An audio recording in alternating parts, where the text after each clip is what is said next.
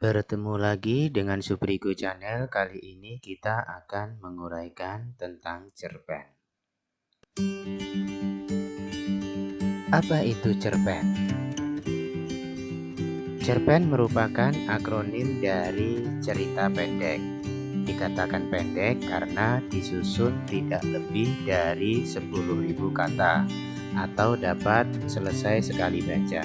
Jadi dapat disederhanakan bahwa cerpen adalah prosa fiktif naratif yang bisa saja terjadi, mengandung konflik dramatik yang unsur ceritanya berpusat pada satu peristiwa, sehingga jumlah pengembangan tokoh terbatas dan keseluruhan cerita memberi kesan tunggal dan mendalam.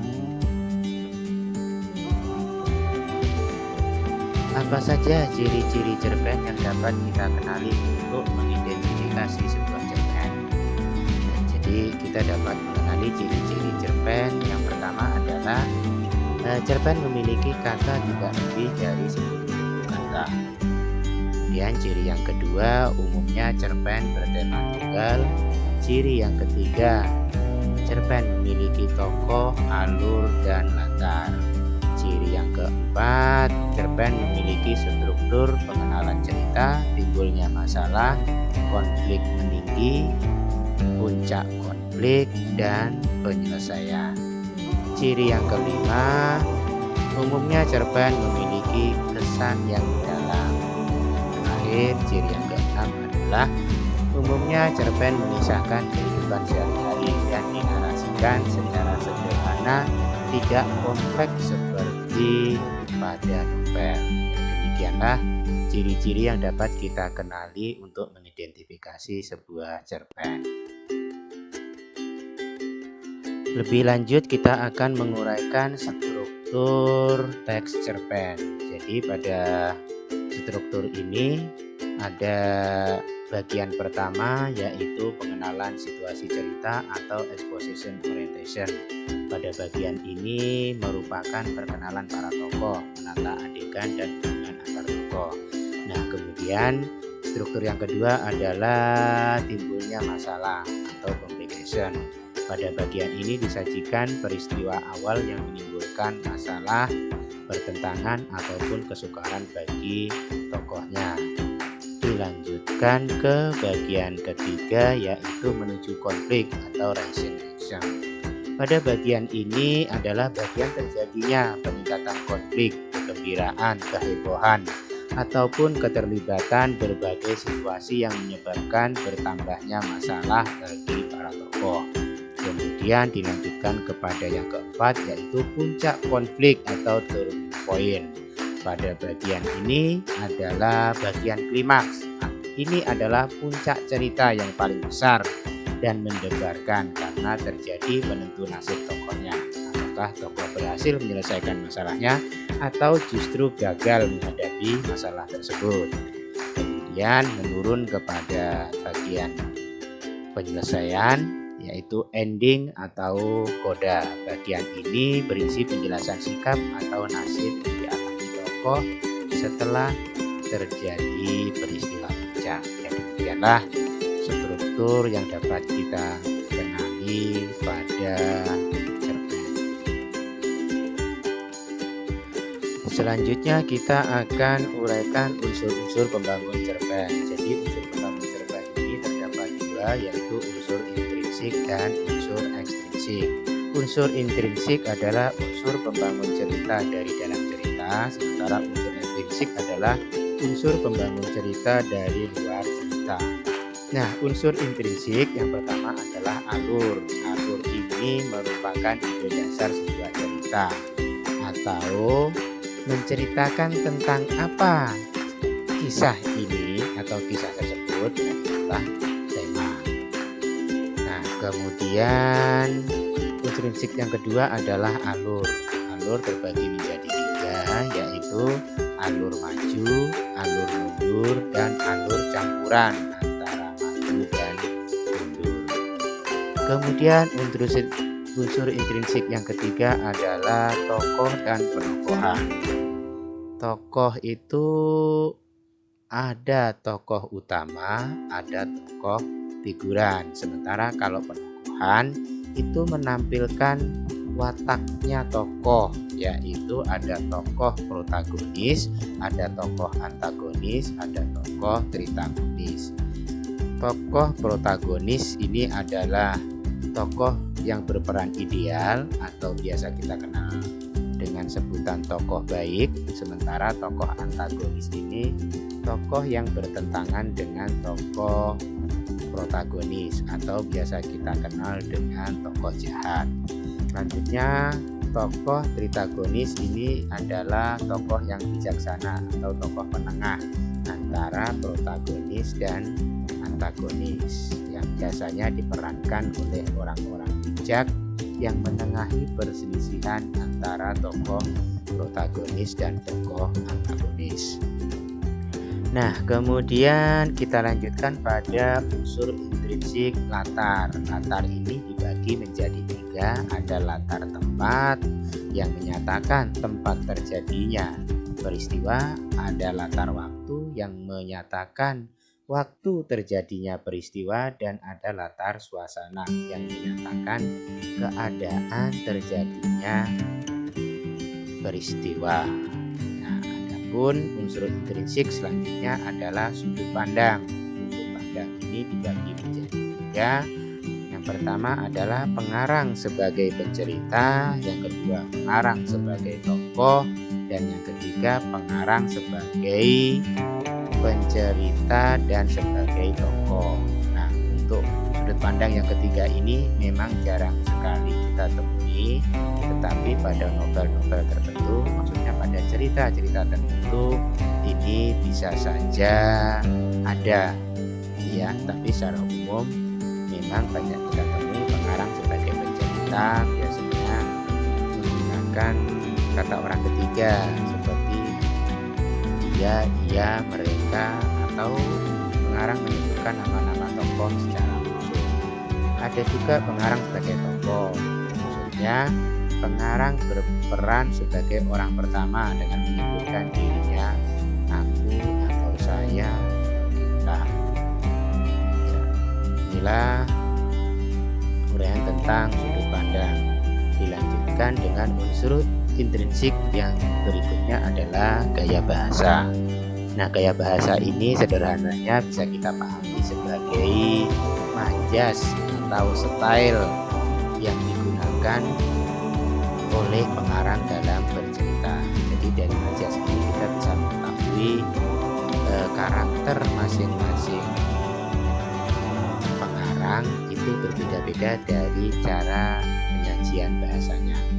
Yang terakhir adalah, maksudnya unsur intrinsik yang terakhir adalah amanat.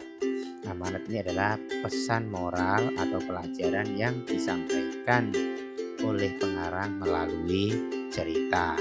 Berdasarkan amanat inilah pembaca tahu hikmah yang bisa diambil dari cerita.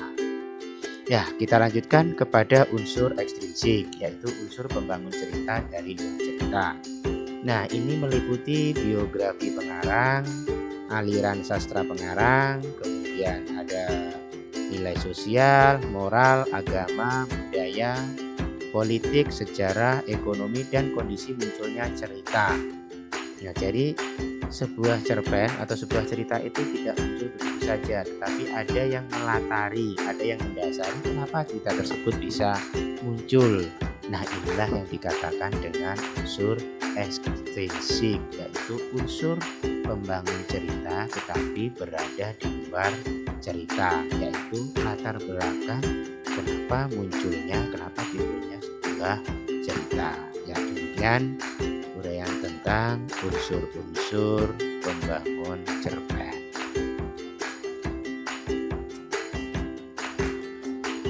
Selanjutnya kita uraikan kaidah kebahasaan cerpen. Kaidah yang pertama, cerpen banyak menggunakan kalimat bermakna lampau. Contohnya, ketika itu, beberapa tahun yang lalu, telah terjadi, dan lain-lain. Kaidah yang kedua, cerpen banyak menggunakan kata yang menyatakan urutan waktu atau posisi kronologis. Contohnya, sejak saat itu, setelah itu, mula-mula, kemudian, dan lain-lain. Kaidah kebahasaan yang ketiga adalah cerpen banyak menggunakan kata kerja yang menggambarkan suatu peristiwa yang terjadi. Contohnya, kata menyuruh, melompat, membersihkan, menawari, menghindar, menyelah, dan lain-lain. Kaidah kebahasaan yang keempat adalah cerpen banyak menggunakan kata kerja tak langsung. Contohnya, mengatakan bahwa, menceritakan tentang, mengungkapkan, menanyakan, menyatakan, menunjukkan, dan lain-lain. Kaidah kebahasaan dalam cerpen yang kelima adalah cerpen banyak menggunakan kata kerja yang menyatakan pikiran atau perasaan.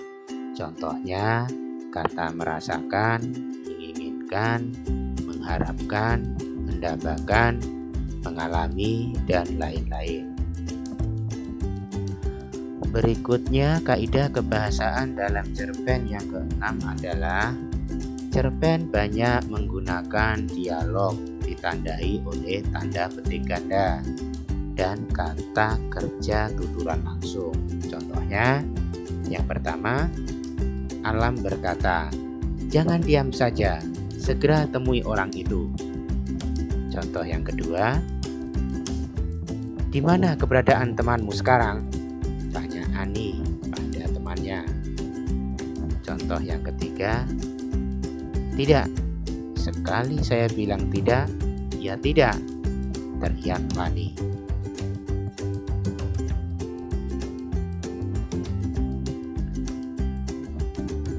Berikutnya adalah kaidah kebahasaan cerpen yang ketujuh. Cerpen banyak menggunakan kata sifat atau descriptive language untuk menggambarkan tokoh, tempat, atau suasana.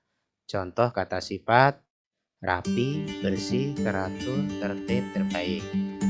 Contoh kata tempat: rumah, kamar, halaman, jalanan, kebun, dan lain-lain. Contoh kata suasana: ramai, sibuk, sunyi, hening, menegangkan, dan lain-lain. Ya, itulah kaidah-kaidah kebahasaan yang ada dalam cerpen.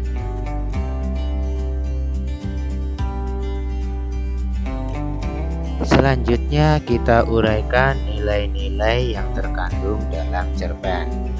Yang pertama adalah nilai moral. Nilai moral adalah nilai-nilai yang berkaitan dengan sikap, perilaku, etika, sopan santun, kepribadian, atau akhlak atau budi pekerti.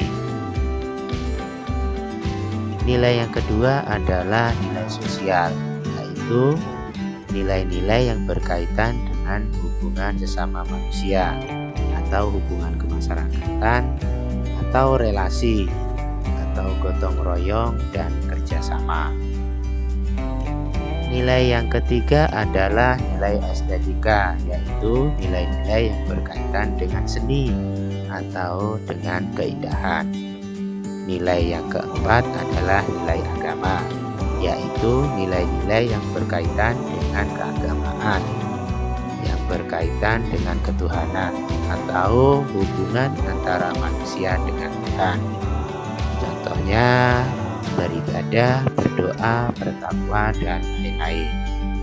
Nah, nilai yang kelima adalah nilai adat, yaitu nilai-nilai yang berkaitan dengan tradisi atau dengan kebudayaan atau berkaitan dengan adat istiadat kebiasaan suatu komunitas. Nah, nilai yang terakhir adalah nilai pendidikan, yaitu nilai-nilai yang berkaitan dengan pendidikan atau pembelajaran di sekolah dan lain-lain. Ya, itulah nilai-nilai yang terkandung dalam cerpen. Untuk memantapkan pemahaman kita terhadap cerpen, ada baiknya jika kita simak Cerpen berjudul Paku dan Cara Menahan Amarah. Cerpen ini diunduh dari channel YouTube Bahagia Studio. Mohon perkenannya untuk menayangkan videonya. Marilah sama-sama kita menyimak contoh cerpen berikut.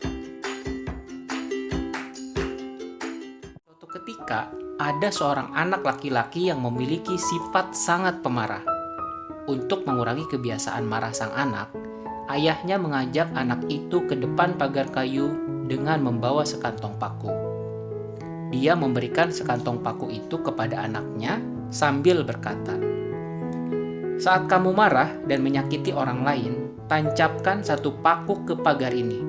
Ayah sangat berharap kamu bisa mengendalikan amarahmu sehingga tidak ada paku yang menancap di pagar ini. Saat kamu berhasil menahan amarahmu selama 1 hari penuh, beritahu ayah."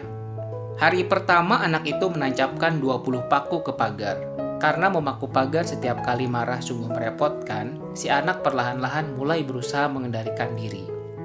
Secara bertahap jumlah paku yang ditancapkan ke pagar per hari pun semakin berkurang. Semakin lama, dia mendapati bahwa ternyata lebih mudah menahan amarahnya daripada menancapkan paku ke pagar. Akhirnya, tibalah hari di mana anak tersebut merasa sama sekali bisa mengendalikan amarahnya dan tidak cepat kehilangan kesabaran. Dia berhasil menahan amarah selama seharian penuh.